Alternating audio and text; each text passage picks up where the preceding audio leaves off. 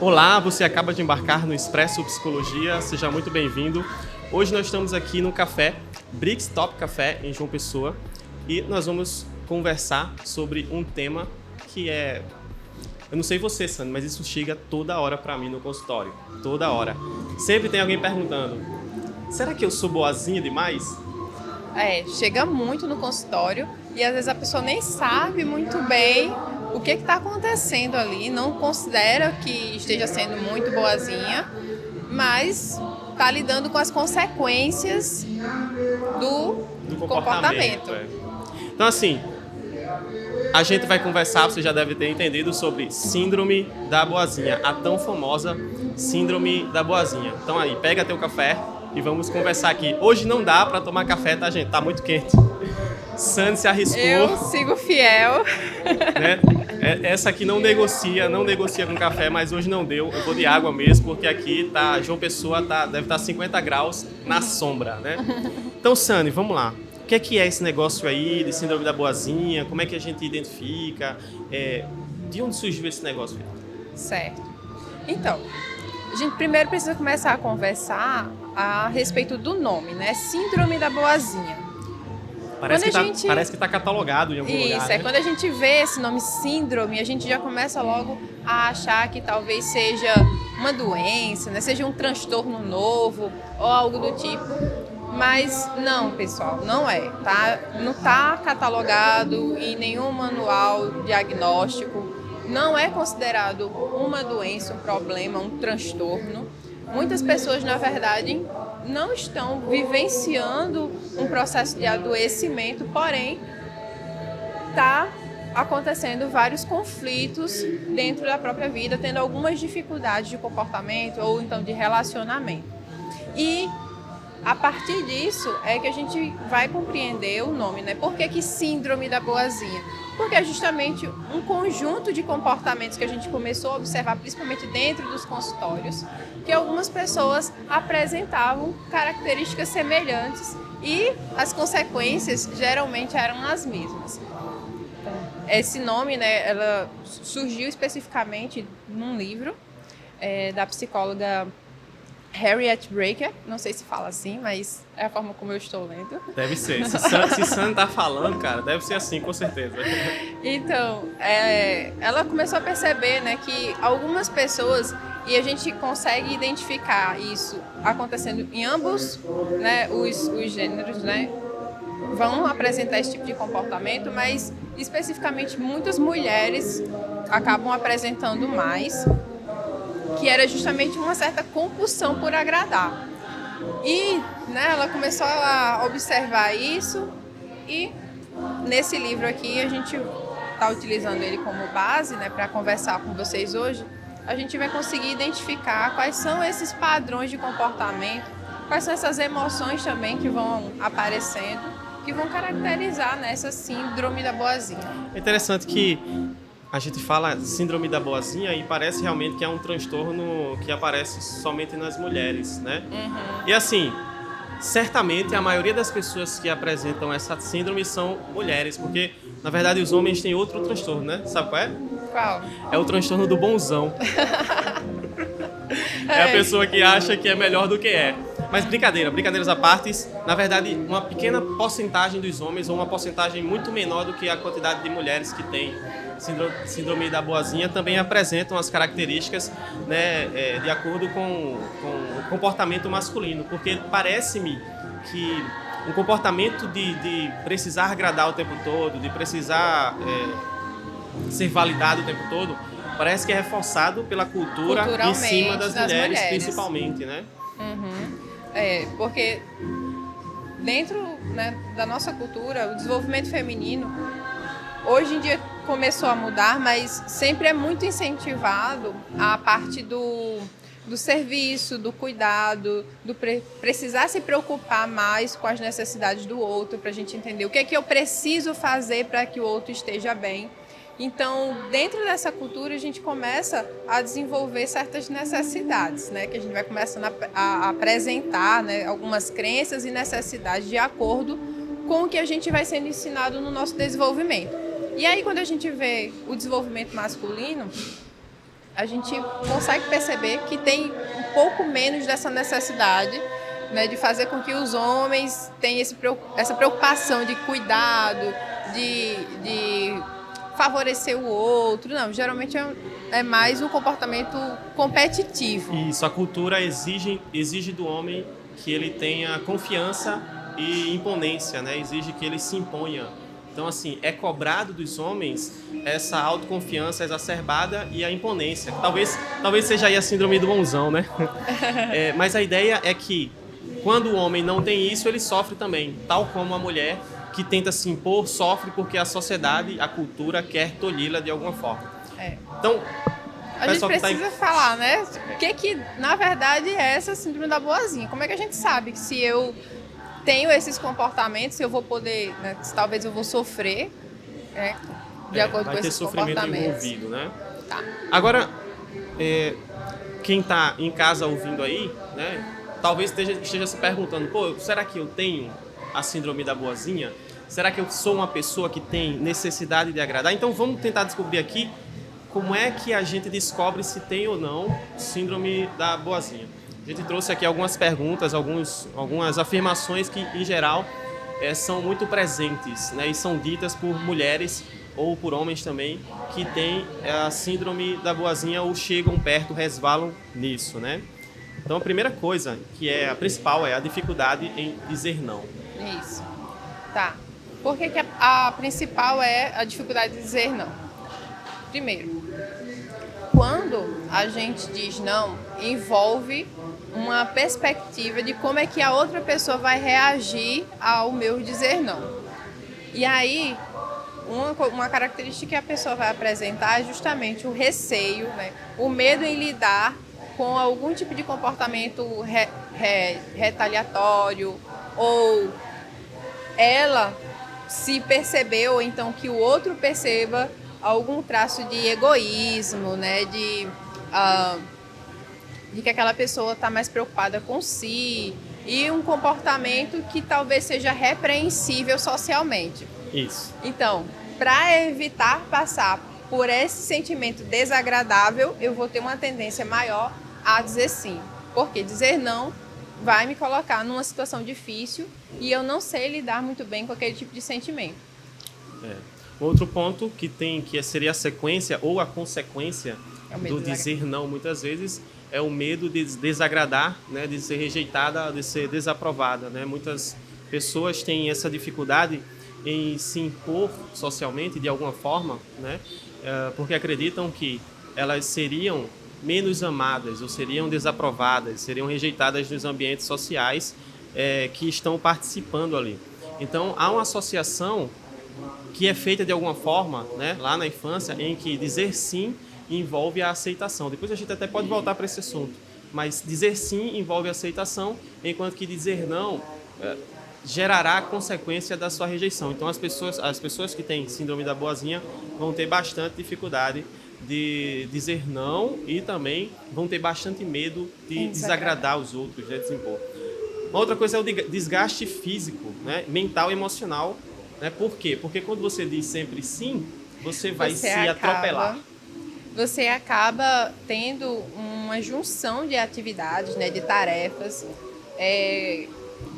juntando muitas responsabilidades sobre os seus ombros. Tem uma dificuldade de delegar situações, porque se qualquer pessoa vai pedir um favor para você ou vai necessitar da sua ajuda para alguma coisa e você tem dificuldade de dizer não, você vai aceitar e você vai acabar estimando mal o seu tempo, vai se desgastar muito, vai colocar, né, mais ações do que a sua capacidade. Isso vai levar o quê? A estresse, a uma fadiga crônica e também a percepção de que talvez os outros não estejam olhando tanto para você. Essa sensação de ressentimento, esse ressentimento... Isso. Um outro ponto é que a pessoa que tem a síndrome da boazinha, ela vai ser proativa também no agradar, né? Não é somente a pessoa que diz sim o tempo todo, é também a pessoa que se oferece o tempo todo para agradar outras pessoas, porque ela tem a necessidade de aprovação. Ela tem a necessidade de ser validada por outras pessoas. E se não tem nada para fazer que possa levar ela a ser aprovada ou aceita, ela vai buscar essas atividades. E isso vai acrescentar ainda mais pressão. A boazinha, em geral, ela carrega sobre si o mundo. Ela carrega o mundo nas suas próprias costas. E nem sempre, gente, tem a ver com o que as outras pessoas impõem à boazinha. Esse ponto aqui tem a ver com o fato de que a boazinha busca para si muitas atividades, ela busca muitas tarefas para si.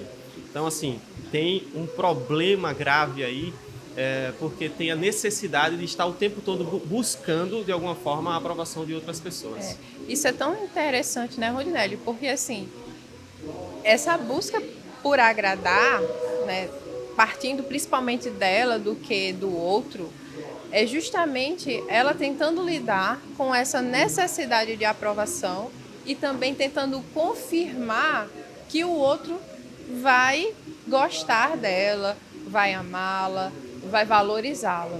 É quase como se fosse um mecanismo de controle. Como é que eu posso ter certeza que eu não vou ser abandonada e que a outra pessoa vai gostar de mim? Bom, quanto mais eu agradar, quanto mais eu deixar o outro confortável, quanto mais eu fizer tudo que o outro tiver necessidade, mais ele vai gostar de mim. E aí é que começam os problemas. Porque assim, essa associação é perigosa e também não é necessariamente um sinônimo de bondade, né? Porque quando você se coloca demais na vida de uma pessoa, você não está sendo necessariamente boa com essa pessoa. Porque uma das coisas que a boazinha faz é se tornar necessária e tentar de todas as formas não poder ser descartada ou substituída na vida de todas as pessoas que puder. Então, assim, pensa no que é uma pessoa exausta, carregando o mundo nas costas, em que talvez outras pessoas precisem dela. Ela vai adoecer e é muito possível que ela não consiga dar conta nem daquilo que queria, nem daquilo que disse aos outros que poderia dar conta, realizar. Né? Então, assim, ela não se faz somente necessária, mas em algum momento, por causa de toda a sobrecarga que carrega sobre si, ela vai prejudicar, talvez, outras pessoas. Isso aí talvez a boazinha não saiba, não consiga ter essa noção, né? Isso. Então, tem um último ponto aqui, que é a dificuldade de fazer críticas, né? Boazinha, difícil. De receber, né, também, né? De receber as críticas, principalmente porque ela se doa tanto, que, primeiro, alguns problemas vão acontecer, como o Rondinelli mesmo estava falando agora.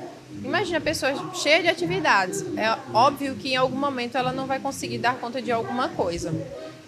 Só que a pessoa que está ao lado, que está acostumado com aquele tipo de comportamento, provavelmente vai fazer algum tipo de crítica. Às vezes, nem intencionalmente para ofender a outra pessoa ou com raiva de que algo não tenha saído exatamente do jeito que, né, tinham sido combinado. Mas vai acontecer uma crítica ali. E o que é que vai acontecer? A boazinha ela vai se ressentir muito, porque ela se doou tanto e não foi compreendida no momento que não pôde. Então, é como se você... A crítica envolve um espaço para melhorar, um espaço para fazer um pouco mais. Eu digo, Sani, eu acho que você poderia melhorar isso aqui, isso é uma crítica. Só que se Sani está no máximo o tempo todo e se doando o máximo, ela vai ficar muito mal com essa crítica.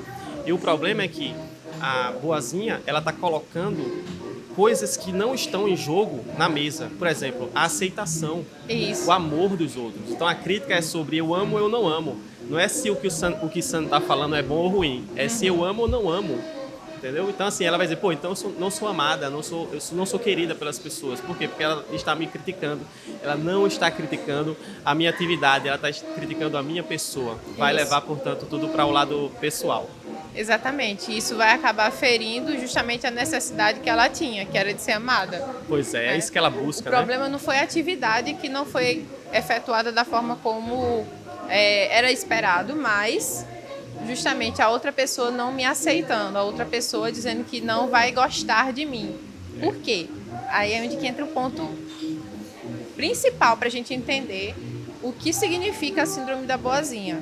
É uma pessoa que tem essa necessidade de amor, tem uma necessidade de se sentir valorizada, mas que ela não consegue perceber que isso vai ser algo que vai ser, digamos assim, doado a ela como pessoa. Ela vai atribuir isso ao comportamento, às ações dela.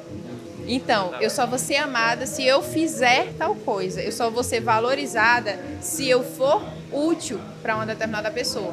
Então, a partir do momento que eu recebo uma crítica, quer dizer que eu não fui útil e que eu não fiz uma coisa bem. Logo, eu não vou ser amada e não vou ser valorizada. Mistura as coisas, né? A boazinha mistura as coisas. Ela mistura freio de Damião com freio de caminhão. Gente, eu já tô triste aqui porque acabou a minha água e o podcast não chegou nem na metade. Mas vamos lá, eu vou aguentar, né? De alguma forma aí.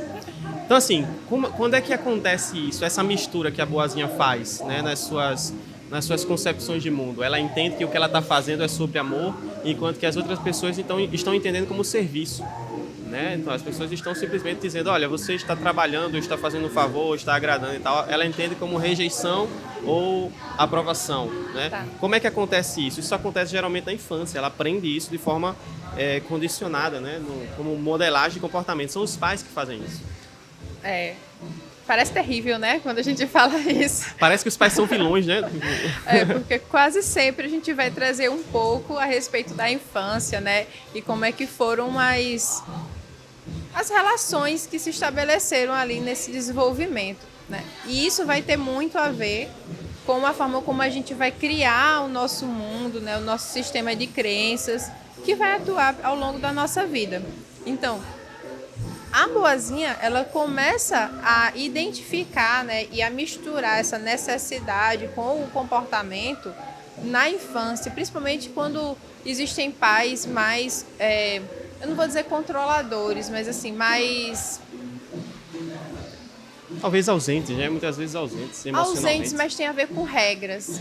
Também. Que eles impõem algumas regras e aí essas regras não é imposto, né, não são regras impostas da forma adequada e a criança, justamente por ela ainda não ter essa maturidade, não ter a capacidade de entender algumas coisas, ela junta a regra, o comportamento com ser amada, como receber afeto.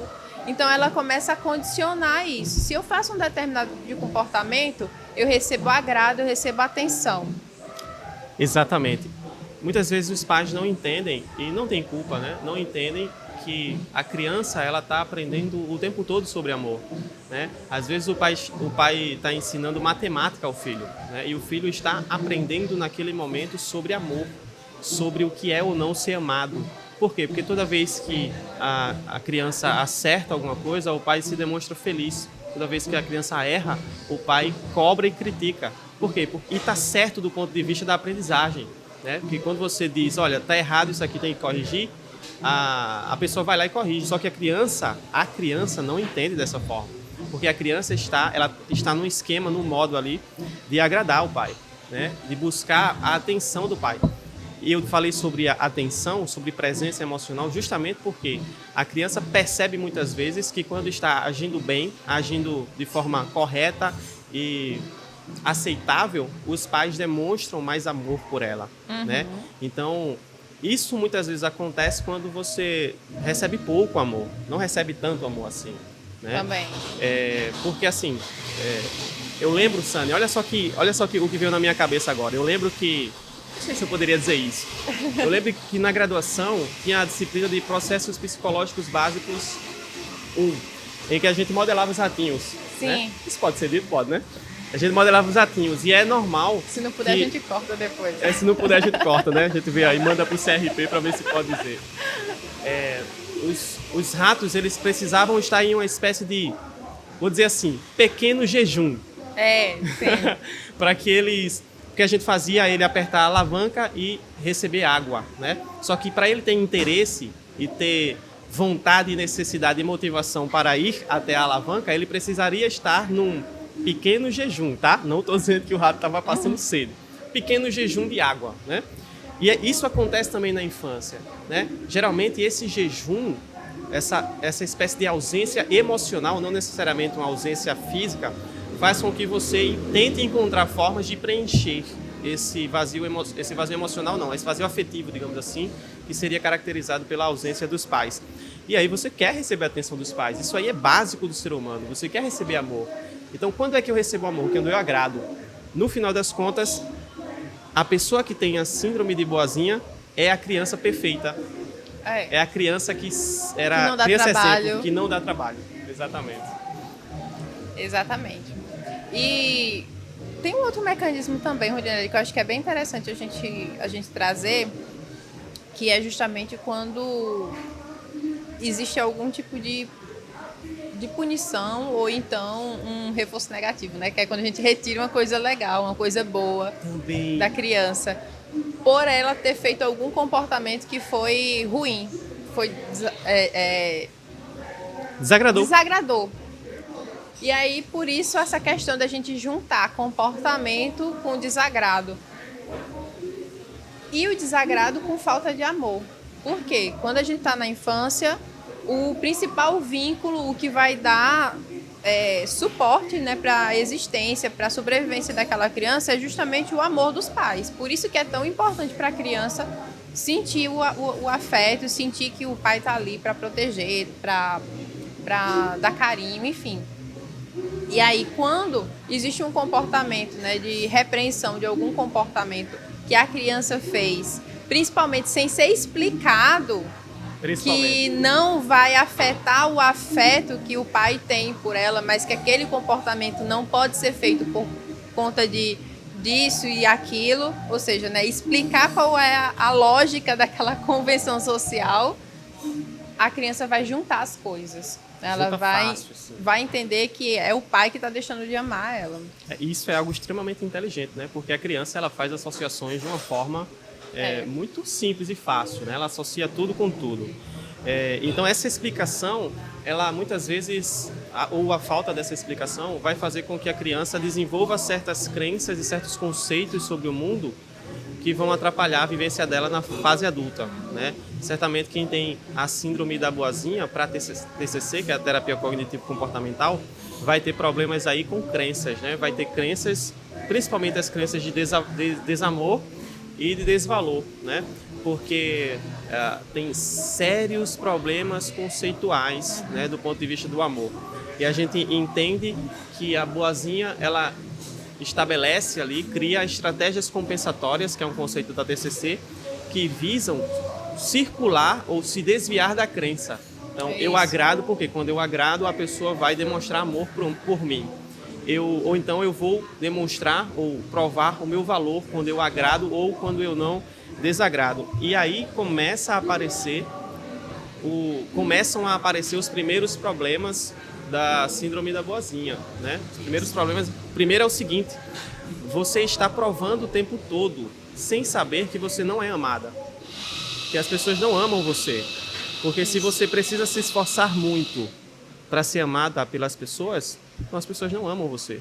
Exato. Elas amam o serviço que você se dispôs a fazer. Então é duro isso, é duro você ter que o tempo todo estar se esforçando para uma pessoa. Porque se você não fizer isso na sua cabeça, você não está sendo amada por essa pessoa. Então, você está o tempo todo reforçando a ideia de que você não é amada, de fato. Isso.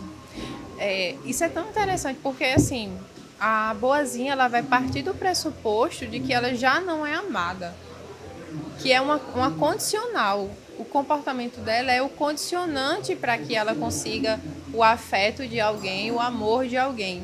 Isso vai se expressar muito nos relacionamentos amorosos, mas não só neles. De amizade, até mesmo em questões de relações de trabalho também, isso também vai se expressar. Vai se confundir um pouco ali com a questão da competência, né, também. Mas a gente consegue observar muito mais nas relações amorosas isso acontecendo, o que gera um dano emocional grande, porque vai afetar a autoestima daquela pessoa e ela vai começar a se questionar se existe alguém que vai ser capaz de amá-la. Só que aí é impossível. É impossível amar a boazinha tal como ela ama, porque ela se entrega e se esquece o tempo todo, não há um equilíbrio. E aí seria um outro problema da pessoa que sofre. Tem que ter a mesma medida de amor, porque se não for a mesma medida, então o outro não está me amando. Porque e aí gera para eu entender que é amor, eu preciso que o outro esteja se doando constantemente. É o comportamento que vai dizer que o outro me ama. Exatamente. E aí vai acabar que você fica ressentida, né? Você acaba, primeiro porque você cansa, você não aguenta por muito tempo amar, porque a gente vai falar também sobre esse amor aí, tá? Você não aguenta por muito tempo amar da forma como você escolheu amar, né? E também não vai receber de nenhuma forma esse tipo de amor. Primeiro porque é algo que já está provado, você já começa um comportamento entendendo e pressupondo de que você não é amado, né? Então, assim, a pessoa tem que provar para você que ama você, não vai rolar isso, tá? E a outra coisa é que a pessoa não vai conseguir, como o Sandro falou, atingir o seu nível de amor. Então você vai ficar o tempo todo ressentida, pô, ninguém me ama, ninguém me quer, ninguém gosta de mim, quando na verdade, infelizmente, é você que está fazendo isso. Você não se permite ser amada. E esse é um outro problema para a pessoa que tem a síndrome da boazinha, é que ela também não aceita o amor. Quando você vai dar um presente, quando você vai dar um presente a uma pessoa que tem a síndrome da boazinha, ela vai se sentir na obrigação de devolver. E se ela fazer algo na mesma medida, na mesma intensidade, porque se ela não fizer, ela se sente a pior das criaturas. Exatamente. É exatamente isso. O sentimento de culpa fica muito presente. Então a gente já consegue perceber alguns sentimentos aí que vão estar sempre presentes dentro dessa síndrome, que é ressentimento, culpa, cansaço, exaustão mental também, né? Tudo isso é muito, muito comum, né? Então, a pessoa... É engraçado, né, que a síndrome da boazinha, se ela consegue retribuir, ela retribui imediatamente aquele presente, ou se ela vê que não dá para retribuir, ela não aceita, não quero, não vou querer, não, e tal. Por quê? Porque tudo isso é muito doloroso. Receber amor para a pessoa que tem síndrome da boazinha é extremamente doloroso, né? Então isso são implicações complicadas da pessoa que tem síndrome da boazinha. No final das contas, a boazinha ela não é amada, porque ela não aparece no relacionamento. As pessoas não podem amar quem não conhecem, né? As pessoas não podem amar alguém que elas não sabem quem é. E a boazinha calça uma máscara e coloca na sociedade essas máscaras, né? A máscara de ser boa, a máscara de ser perfeita, a máscara de ser a melhor. E as pessoas conhecem isso aí, tá? Elas não conhecem você, porque você não permite que elas conheçam. Você não permite que as pessoas amem você da forma como você é. No final das contas, você não pode correr da sua autenticidade. E o que acontece, Rondinelli, quando a boazinha cansa e por um minuto, por um segundo, a máscara cai? Como é que fica a pessoa que está com ela? Primeiro, a pessoa que quando a máscara cai, a máscara da boazinha cai, ela vai sofrer as crises dos relacionamentos quando eles se tornam reais, né? Eu vivo uma máscara perante Sunny. A minha máscara faz com que Sunny queira estar do meu lado, porque eu sou uma pessoa extremamente agradável, eu sou bonzinho, né? Como é? Bonzinho. Sou uma pessoa extremamente agradável e tal. Tudo então, que eu preciso, tá aqui, o Rondinelli atende. Então, tá perfeito.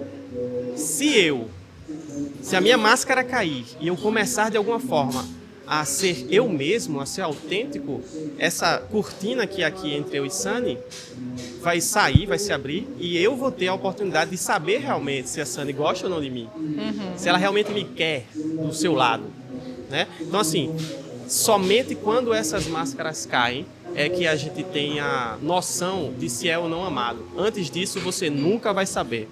Coloca isso na sua cabeça. Perfeito.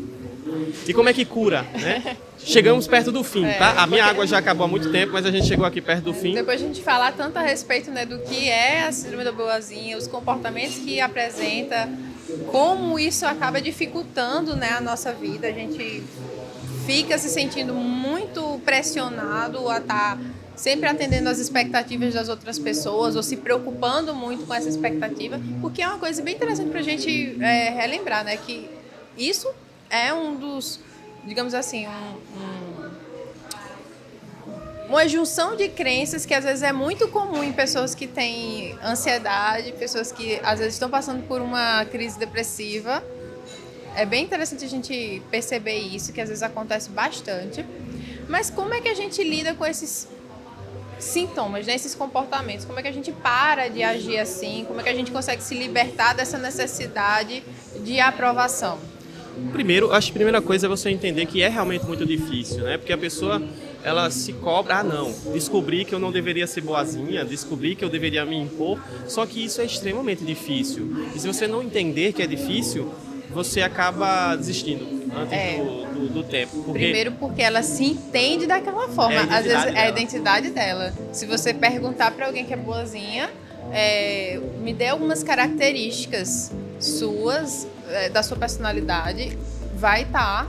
Eu sou uma pessoa boa. Eu sou uma pessoa boa, eu gosto de agradar, eu gosto de servir. Exatamente. Então, faz parte da identidade dela. Se a gente tira isso, o que sobra?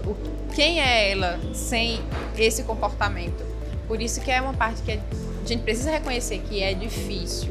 Que a gente precisa entender primeiro como é que aquilo dali está relacionado com algumas dificuldades que a gente tem, para a gente poder começar a modificar algumas crenças que às vezes são bem centrais, né? Não é só uma percepção assim rasa de alguma relação que eu tive, mas que está bem centralizado ali na forma como eu me entendo, mas que é possível, a partir desse momento, de eu começar a reconhecer, essas crenças e começar a refletir, questionar elas e colocar na prática algumas coisas. Não tem como fugir disso. Não tem como você não questionar suas crenças. Eu acho que esse é o primeiro passo. Você precisa questionar suas crenças. Primeiro porque faz parte da sua identidade e a pessoa que é boazinha começa por aí. Ela não se vê como uma pessoa boazinha, muitas vezes. Ela se vê como uma pessoa boa, né? Então, eu sou uma pessoa boa, como é que eu vou deixar de ser boa? Aí, quando você diz, olha, você não deveria mais ser boazinha, aí a pessoa pensa, então eu vou ser má? Exato. Você é uma pessoa ruim? E não é bom sobre ser isso. Bom? Porque assim, primeiro de tudo é que se você é boazinha, você não é boa. Eita, isso é muito difícil. Você tomou até um cafezinho ali. Pena que eu não posso tomar nada, né? Acabou aqui a água. Se você é boazinha, você não é boa, cara. Porque a boazinha, no fim das contas, ela está agindo para agradar em busca das suas próprias necessidades. Qual é a necessidade que ela tem? Ser aceita, ser validada, ser aprovada pelas pessoas, ser amada.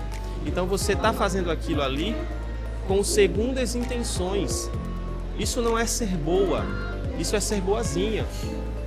Quem é você se você soubesse que a pessoa não vai te amar, não vai gostar de você, já te rejeitou? Você vai ser a boazinha se você já é rejeitada? Se a pessoa descartou você da vida? Não vai. A pessoa que é boa, ela não olha para recompensa o tempo todo. Ela não faz tudo o que faz buscando a piedade dos outros ou a aceitação dos outros. Um benefício próprio, né? Assim, algum tipo próprio. De benefício. Porque assim, é um bom termômetro a gente analisar por que eu estou fazendo, qual a minha intencionalidade com esse comportamento. Se é adquirir o agrado da outra pessoa, por exemplo, eu fazer uma coisa boa para que seja retribuído a mim algo bom, então eu já estou com um certo interesse ali e esse comportamento não está sendo genuíno, não está sendo autêntico. Eu estou buscando uma determinada aprovação. E aí a gente já começa a identificar qual é o sentido do ser bom nesse comportamento. Então, uma das primeiras crenças que a gente precisa começar a refletir sobre é o que significa ser bom para mim e o que talvez a gente pudesse modificar nesse conceito de ser bom. O que é bondade, né? O que é amor, tudo isso. Exato. Para eu poder verificar se isso ocorre na minha vida ou identificar as vezes que isso ocorreu, mas que eu não aceitei também. Isso é um processo de autoconhecimento, mas também é um processo de conhecimento, né? Você precisa conhecer sobre o que é amor, sobre o que é bondade, sobre a vinculação que há entre amor, rejeição, bondade, caridade, tudo isso. Conhecimento, se conhecer, saber o que é que você busca quando você ama, saber se o que você faz realmente é amar alguém, quando você agrada alguém, porque a gente tem essa ideia, muitas vezes errada, de que amar é agradar o outro, né? Amar é você o tempo todo validar, o tempo todo, nunca desagradar a pessoa, quando na verdade também ama a pessoa que desagrada. Às vezes é importante a gente desagradar pra gente poder, né? Exatamente. Discutir ali Já pensou qual se a é a mãe... situação que a gente precisa seguir, né? Então... Pois é. Faz parte da negociação de um relacionamento, por exemplo. Como é que a mãe, por exemplo, ama alguém se ela faz a criança almoçar chocolate todos os dias só porque a criança quer? Perfeito. Isso não é amor. Você tem que desagradar para amar. Amar também é desagradar. Não é fazer todas as vontades de todas as pessoas. Então esse é o primeiro passo. O outro passo aqui é entendendo o que é amor, o que é agradar, o que é que causa rejeição, se entendendo, se colocando dentro dessa seara de conhecimento, você precisa equilibrar, esse é o outro ponto, equilibrar as suas necessidades e desejos com as necessidades e desejos dos outros. Eu tenho uma posição um pouco mais peculiar em relação a isso aí, é que eu não acho que a gente tem que se priorizar o tempo todo. As minhas necessidades, se coloca em primeiro lugar. Pô, isso não é amor também, né? A mãe se coloca em primeiro lugar sempre com o filho, ela se prioriza o tempo todo quando o filho está doente? Não. O pai ou o marido, quando a esposa adoece ou quando a esposa precisa dele, ele se prioriza o tempo todo? Então, assim, não é você... Isso é egoísmo, tá? Porque, assim, uma das primeiras coisas que a pessoa pensa, não, eu não vou me impor porque eu vou ser egoísta. Se imposição for isso aí, é sim egoísmo, tá? A pessoa está precisando de mim, é uma pessoa que eu amo, uma pessoa que me ama, e eu vou... Não, estou um pouco me lixando porque hoje o que eu quero é o que eu quero. Não, não é assim. Então, é um equilíbrio. O amor está num equilíbrio entre aquilo que você quer para si mesmo e aquilo que as outras pessoas que você ama também querem para si mesmo. Quando a gente fala a respeito dessa questão da gente ter necessidades, saber que o outro tem necessidades e no caso da boazinha colocar na prioridade as necessidades do outro, é porque dentro do sistema de crenças dela, essa questão do outro ter que vir em primeiro lugar é muito cristalizado, é muito forte, sabe? Não tem espaço... É inflexível, né? É inflexível, não tem espaço para uma análise assim, tá, mas que situação é essa? O que vai ser prioridade nesse momento? Ela não sabe analisar tão bem. Isso, então assim, nesse caso da síndrome da boazinha, é porque é muito engessado esse pensamento dela, então vai ser generalizado. Toda situação, independente de qual seja a situação, independente de quantas vezes ela já se sacrificou, sempre vai ser o outro que vai ter a prioridade. Ela se anula. Exato. Então, eu adorei quando o Rodinei trouxe essa questão do equilíbrio, e é o que eu utilizo muito também dentro do consultório, é a questão da negociação. Tá, que situação é essa? Como é que eu posso verificar o quanto que o outro já me deu oportunidade, o quanto que eu já dei mais oportunidade para o outro? A gente negociar para ver como é que fica melhor para um e como é que fica melhor para o outro. E aí sim a gente consegue encontrar um equilíbrio, porque eu estou colocando a minha necessidade, né, ali. Parelha, né? Tô abrindo ali, né, para ser exposto minha necessidade, tô olhando a necessidade do outro e a gente chega numa negociação conjunto, Exato. né, para o que vai ser decidido, ao invés de eu simplesmente me anular e colocar a necessidade do outro na frente. Eu entendo que quando a gente fala que a boazinha precisa começar a se priorizar, eu entendo que o objetivo é fazer com que ela quebre esse padrão, né? Pô, se ela for analisar essas situações sempre, ela vai acabar sendo inclinada a priorizar as outras pessoas, né? Só que se você disser para uma boazinha se priorizar, ela vai achar que é ruindade, ela vai achar que é mazinha, né? Vai ter a síndrome da mazinha. Então a ideia é que você comece a se valorizar, a valorizar as suas necessidades e desejos. É isso. A minha necessidade e o meu desejo é importante. Então, quando eu for analisar, eu preciso colocá-las na mesa, né? Me esforçar para fazer isso. Então, tem as equações das análises das situações que a gente vai fazer não são tão simples, mas algumas coisas são. Tipo, os meus desejos, aliás, os desejos dos outros, eles sempre vão ser inferiores às minhas necessidades, né? Agora, os meus desejos são sempre superiores aos desejos das outras pessoas? Não pode ser assim. Então eu quero assistir um filme e a minha esposa quer assistir outro filme. São dois desejos. Eu vou dizer, não, meu desejo é mais importante, então ela que se vire. Aí vai ela assistir um filme no quarto e eu vou assistir um filme na sala, só se for. Então não existe espaço para diálogo, para negociação. Então, assim, essa análise precisa sempre ser feita, tá? Hoje a gente vai assistir esse filme, no outro dia a gente assistir outro. Tudo isso é muito complexo. Talvez haja um espaço para, antes de a gente passar para a próxima estratégia, né? Há um espaço para a pessoa se entender como uma pessoa que está saindo da síndrome de boazinha, né? E não, porque assim, isso é uma coisa que leva tempo. Você não vai conseguir se desvencilhar desse comportamento que você aprendeu na infância agora, né? Você vai precisar se colocar... vai gerar um desconforto, né? Sempre. No momento que a gente começa a refletir sobre isso, tá, eu tô entendendo qual a situação que eu estou, eu vou refletir, eu vou tentar negociar, eu já entendo que as minhas necessidades são importantes, mas vai ter um certo desconforto na hora da execução, porque vai vir o receio, né? O receio de que, pelo fato de eu desagradar o outro vai me rejeitar em algum momento. Vai doer sempre. Agora sim, a outra estratégia é você, que está ligado a isso que você falou, né? A outra estratégia é você não ouvir, ou não, na verdade não ouvir não, é você não obedecer o tempo todo à sua criança interior, né? Vamos pensar assim.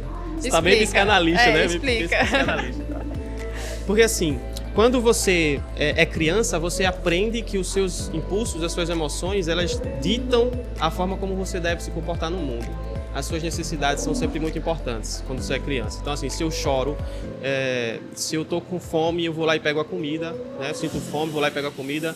Se eu tô com raiva, eu grito, eu brigo. Se eu tô estressado, eu choro. Enfim, todas as minhas emoções vão me levar a ter certos comportamentos. E aí você começa a valorizar o desconforto. Valorizar no sentido da importância do desconforto. O desconforto é importante e ele deve guiar sempre o meu comportamento, né? Os pais vão ser importantes para dizer o que deve ou não deve ser feito, em detrimento muitas vezes das suas emoções. Então pensa aí, a criança está triste porque queria almoçar chocolate. Então os pais, eles podem até validar as suas emoções, deveriam, né? Olha, tudo bem, você está triste, né? Não fica assim não, essas coisas, enfim, dá um jeito de validar as emoções da criança, né? Abraçá-la e tal. Mas precisa dizer não para isso, cara. Tipo, a criança não pode almoçar chocolate, não faz o menor sentido. Quando você cresce, você é o seu pai e você é a sua mãe. É você quem diz: o meu desconforto me obriga a agradar o tempo todo. O meu desconforto me obriga a ser bonzinho o tempo todo. Mas o meu desconforto diz que eu preciso ser rejeitado. Eu vou ser rejeitado, eu não vou ser amado e tal. Isso é a sua criança falando. Você é o seu pai, você é a sua mãe o suficiente para dizer: eu não devo obedecer o tempo todo ao meu conforto. Eu devo abraçar o meu desconforto. Abraçar as minhas emoções negativas, mas não ser escravos dela, né? Não ser refém das minhas emoções. Então, quando eu digo para a gente não ser refém da nossa criança interior, é no sentido de você ouve, acolhe aquilo que você está sentindo e está sofrendo, mas não necessariamente obedece. Eu estou entendendo o seu ponto, Rondinelli. É uma espécie de treinar uma certa tolerância ao desconforto, porque o desconforto ele vai vir. Só que eu preciso aprender a lidar com aquele desconforto, compreender talvez a importância naquela situação do desconforto, porque imagina, se eu não entendo por que eu estou naquele desconforto, ou então eu vou achar que é verdade, que eu vou ser rejeitado sentido, mesmo. Então eu vou ter que fazer alguma coisa para não ser rejeitado. Mas talvez aquela rejeição faça sentido. Então talvez seja melhor eu passar pelo desconforto daquela rejeição. Porque ela é explicada pela minha criança, né? Por como eu me sentia na infância. Por exemplo, eu estou com vontade, eu estou com fome de chocolate. Eu estou desconfortável, porque eu não vou receber o meu chocolate. Mas se eu entender que aquele desconforto faz sentido, que é melhor talvez eu não comer o chocolate, aí eu vou conseguir passar por aquele desconforto de uma forma melhor. É isso. É exatamente isso. Porque não é abraçar o desconforto pelo desconforto, não. Agora eu vou ficar super bem aqui, me martirizando. Tudo bem, né? eu ser rejeitado, achar que eu vou ser rejeitado, tudo bem. Não é assim não também, né? Não é nesse sentido, você tem mas que se acolher, é importante a gente saber que o desconforto é importante, mas a gente precisa entender o significado daquele desconforto. O porquê que é importante eu passar por aquele desconforto. Até porque o seu desconforto pode estar dizendo alguma coisa importante para você, né? Tipo, o seu desconforto pode dizer, por exemplo, que você deveria de fato sair de certa situação, pode dizer que você está numa situação que você não merece. Então, o desconforto é importante. A ideia é que os pais também não vão rejeitar tudo que a criança quer somente porque ela está chorando, né? Ela chorou porque não queria, porque queria comer chocolate e o pai diz, não, você não vai comer chocolate. Mas ela poderia estar chorando por algo válido e o pai realmente tem razão, ele está chorando por algo válido, então eu vou atender a necessidade dele. Você também pode ser essa pessoa. Eu estou chorando ou eu estou sofrendo por algo que deve ser atendido ou simplesmente validado, porque são duas coisas diferentes.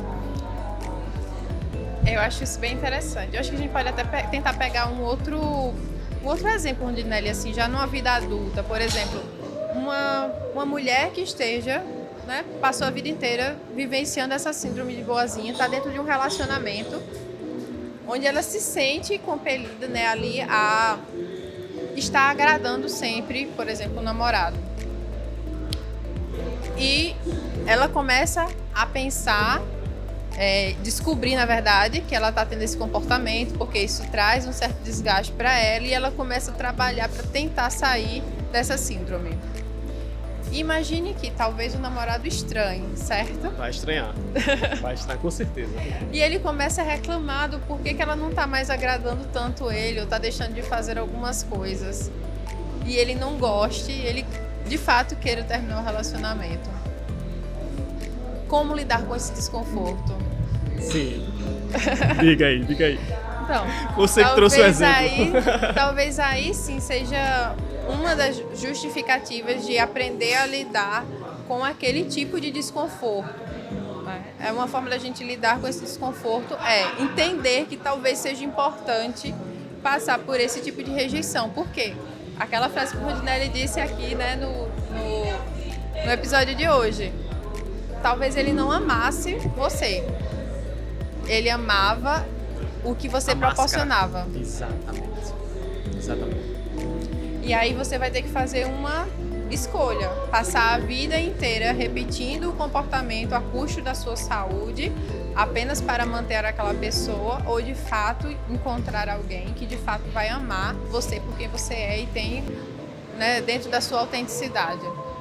Pois é, vai precisar fazer esse movimento. E por último, a última estratégia talvez mais importante é você começar a treinar o seu não. Porque você pode se convencer, né, que, olha, amor é uma coisa, a rejeição é uma coisa, eu deveria agradar, não deveria agradar. Você pode se convencer do que seria um comportamento ideal e aceitável, ou melhor daquele que você tem hoje, tendo a síndrome da boazinha. Mas o não ou o sim, muitas vezes é simplesmente automático. Você simplesmente não consegue não dizer sim. Aliás, não consegue não dizer sim. Isso. Você se sente automaticamente impelido a dizer sim o tempo todo. Então, esse não, ele precisa ser treinado, porque você simplesmente não está acostumada a negar certas situações e certas circunstâncias o tempo todo, né? Então, assim, muitas pessoas elas já despertaram da síndrome da boazinha e já sabem, cara, por que eu estou dizendo sim o tempo todo? Elas já despertaram, elas já sabem que não deveriam ter esse comportamento, mas elas ainda não conseguem parar. Exato. Elas não conseguem parar por várias razões, né, que a gente já trouxe aqui, né, no sentido do desagrado, né, dos receios, mas também entra a questão de você se acostumar a fazer esse tipo de comportamento e entender que nem sempre vai ter uma consequência negativa e entender que melhor do que você dizer sim é você conseguir ser assertivo, você entender o que você está sentindo diante daquela situação, se aquele comportamento vai ser genuíno ou não, porque vai acusar você, mesmo que diga sim, depois vai dar aquele mal-estar, né, de que por que eu fiz isso, né? Você vai perceber. Não tem jeito. E treinar desde pequenos comportamentos com pessoas que você tem menos vínculo afetivo, que você vai sofrer menos se você desagradar. Os vendedores, por exemplo. Tem gente que não consegue rejeitar uma venda, cara. Pelo amor de Deus. Compra acho que tudo. seria Começa um bom lugar, por aí. porque você não vai estar tão preocupado se aquela pessoa vai gostar de você ou não. Mas quem tá realmente vivenciando essa síndrome da boazinha vai sentir desconforto até nessa situação aí, né? De deixar o outro constrangido, deixar o outro se sentindo mal. Então, assim, você começa pelos vendedores, né? Se alguém vai te oferecer algum curso, liga pra você... Talvez isso seja bom para o vendedor, tá? Porque assim, você fica ouvindo muitas vezes o cara por 10 minutos, já sabendo que vai dizer não, mas você não consegue interromper o cara, né? Dizer, pô, olha, obrigado pela oferta, mas eu não tô afim, não tenho interesse hoje. Se você quiser ligar daqui a 6 meses, talvez a gente converse. Perfeito. Esse é um outro ponto, né? Que assim, dizer não é fácil quando você sabe dizer. Às vezes a pessoa não sabe simplesmente dizer não, né? Exatamente. Por isso que entra a questão de você treinar, até para você entender qual é a dificuldade que você tá tendo. Por exemplo, você pode dizer também, olha, eu não posso... E aí dá uma outra sugestão, uma outra alternativa. Eu não posso esse dia. Se você quiser, eu tenho disponível daqui a uma semana, pode ser? Porque aí você está dizendo sim. E além de dizer sim, nas suas circunstâncias, você também está colocando a outra pessoa para participar dessa decisão, né? Porque agora a outra pessoa também vai precisar se esforçar para encontrar um horário que seja compatível ali para vocês dois marcarem certa coisa e tal. Então, assim... existem formas de dizer não e talvez você precise treinar algumas formas. Olha, eu gostaria de poder participar, mas eu não posso, né? Fico feliz pelo convite, me sinto honrado, mas dessa vez eu não vou poder. Quem sabe numa outra ocasião. Então, assim, às vezes você trazer uma resposta pronta faz você se distanciar da emoção que é caracterizada naquela situação. Então, tem que treinar. Você tem que treinar no espelho, talvez até, né? Dizer não várias vezes e acostumar com esse comportamento. Exatamente. Então, eu acho que a gente passou por vários pontos aqui, né, a respeito da síndrome da boazinha, né, entendendo principalmente que não é um transtorno, não é uma doença, não, mas são alguns comportamentos que a gente percebe que trazem certa dificuldade para a vida da pessoa.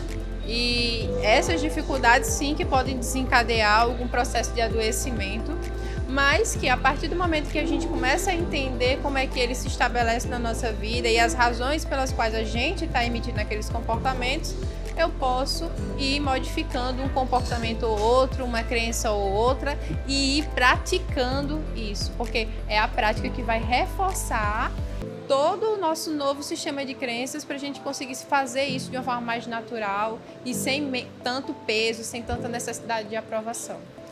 Exato. Não vai ser do dia para a noite que você vai se desfazer da sua síndrome da boazinha, mas você não deve desistir. Deve entender que isso é uma missão para os próximos meses, para os próximos anos, e ir tentando, ir pesquisando, ir lendo sobre o assunto para aprender mais sobre isso. E perceber que vale muito a pena, né? Nunca vai dar, gente, para esgotar os assuntos aqui. Eu acho que a gente estava programando que essa conversa durasse bem menos, né? A gente acabou se estendendo de novo, né? Mas deu pra gente falar bastante sobre esse tema. Que você busque ajuda, né? Faça terapia, busque autoconhecimento e conhecimento para lidar com esse problema, caso você tenha. E aí eu já peço, né, para que você, se ainda não se inscreveu no canal, se inscreve, né? Também dá um like e compartilha com aquela pessoa que tem a síndrome da boazinha, na sua opinião. Mas não precisa dizer a ela que ela tem. Manda aí como indireta do bem, sabe? Isso. A indireta do bem. Fala aquela coisa, olha que assunto legal que esse aqui que eu tava assistindo. Exatamente. Vai que tu goste. Faz isso. Gostaria de mais uma vez agradecer o pessoal daqui da Brick Tops, que é um café de João Pessoa. Venha visitar. Aqui é muita música boa. Cara, não tem uma música ruim aqui. É impressionante, cara. Não tem uma música ruim. Que você possa vir visitar o pessoal aqui. O ambiente é muito agradável. Gente, até mais. Até a próxima. Tchau.